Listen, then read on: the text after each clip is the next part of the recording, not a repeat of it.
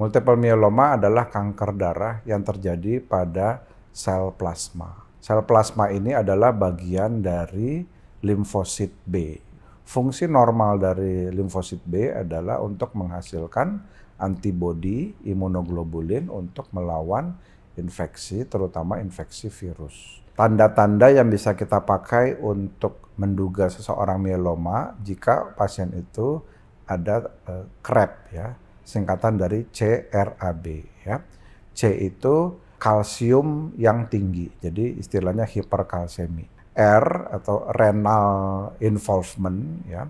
Ini kita lihat dari pemeriksaan kreatinin, ureum kreatinin, jadi fungsi ginjal.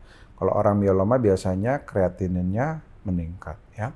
A ini kependekan dari anemia, jadi Hb-nya rendah. Dan B itu bone involvement. Bone involvement itu kita tanya pasiennya, dia ada keluhan nyeri atau tidak, nyeri tulang.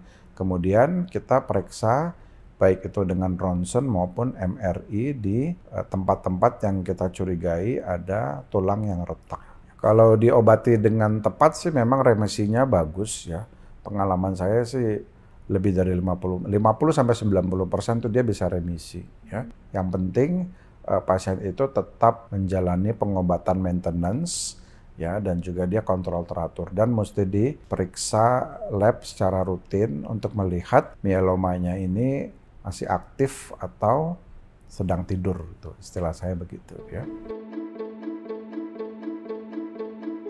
Saya Dr. Toman L. Toruan, SPPD Kahom. Saya dokter yang bekerja di bidang hematologi onkologi medik di Rumah Sakit Mandaya Royal Hospital Puri. Multiple myeloma adalah kanker darah yang terjadi pada sel plasma. Sel plasma ini adalah bagian dari limfosit B.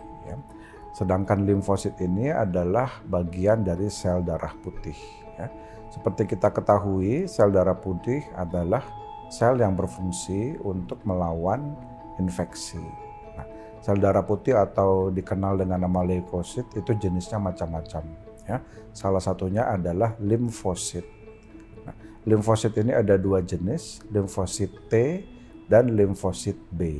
Myeloma adalah kanker yang terjadi pada limfosit B. Fungsi normal dari limfosit B adalah untuk menghasilkan antibodi imunoglobulin untuk melawan infeksi, terutama infeksi virus. Bisa juga untuk melawan infeksi yang lainnya seperti bakteri, ya. Ya, jadi multiple myeloma itu kita mencurigai multiple myeloma pertama dari tanya jawab, ya. Kita tanya keluhannya apa. Yang sering ditemukan keluhannya itu nyeri-nyeri otot, nyeri tulang, dan juga lekas lelah. Nah, ini terjadi karena pada orang myeloma biasanya Hb-nya turun. Kemudian ada tulang yang menipis atau bahkan sampai keropos, ya. Ini bagian dari penyakitnya. Dan hal ini bisa membuat keluhan nyeri-nyeri tulang seperti yang tadi saya sampaikan.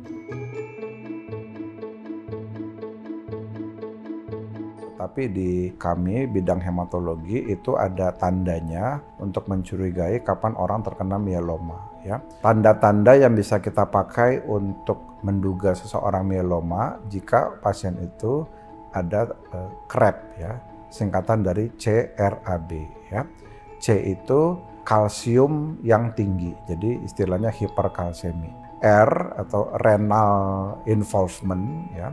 Ini kita lihat dari pemeriksaan kreatinin, ureum kreatinin, jadi fungsi ginjal. Kalau orang myeloma biasanya kreatininnya meningkat, ya.